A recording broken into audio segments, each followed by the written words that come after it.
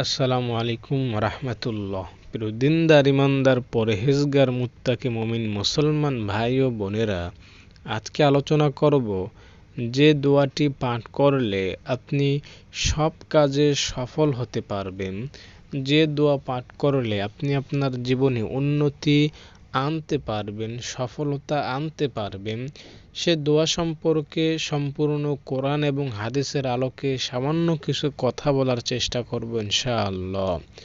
দর্শক, সহিহ ইবনে হিব্বান শরীফে হযরত আনাস ইবনে মালিক রাদিয়াল্লাহু তাআলা আনহু থেকে বর্ণিত হয়েছে যে বিশ্বনবী সাল্লাল্লাহু আলাইহি ওয়াসাল্লাম বলেছেন, এই দোয়াটি যে পাঠ করবে আল্লাহ তাআলা তাকে সফলতা দান করবেন, উন্নতি দান করবেন, তার মনকে পরিষ্কার পরিচ্ছন্ন এবং নরম করে দিবেন।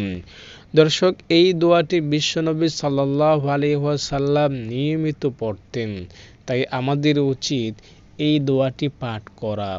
দর্শক, এই দোয়াটি আপনি প্রতিদিন পড়বেন, ইনশাআল্লাহ আপনি ছোট বা বড় যে কোনো কাজে সফলতা অর্জন করতে পারবেন। দোয়াটি আপনি সকালে পড়তে পারেন, সকালে কাজে বের হওয়ার আগে বা সন্ধ্যায় কাজ থেকে ফিরে আসার পরেও দোয়াটি পড়তে পারবেন। এক কথায়, আপনি যে কাজে উন্নতি করতে চান বা আপনি যে পেশায় আছেন, সেই কাজ শুরু করার আগে বা সেই কাজ শেষ করার সময় দোয়াটি একবার পড়বেন। দর্শক, দোয়াটি হচ্ছে এরকম: আল্লাহুম্মা ইন্নী আউযু বিকা মিন ইলমিন লা ইউনফাউ, আমালিন লা ইউরফাউ, কলবিন লা ইউখশাউ।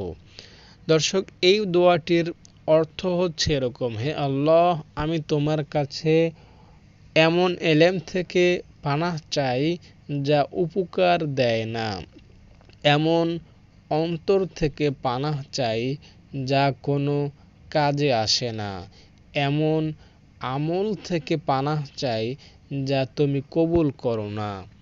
দর্শক, এই দোয়াটি আপনি নিয়মিত পড়বেন সকালে, ইনশাআল্লাহ আল্লাহ তাআলা আপনাকে আপনার জীবনে সফলতা দান করবেন। জীবনের প্রতিটা কাজে আপনি সফল হতে পারবেন দোয়াটি নিয়মিত পড়লে।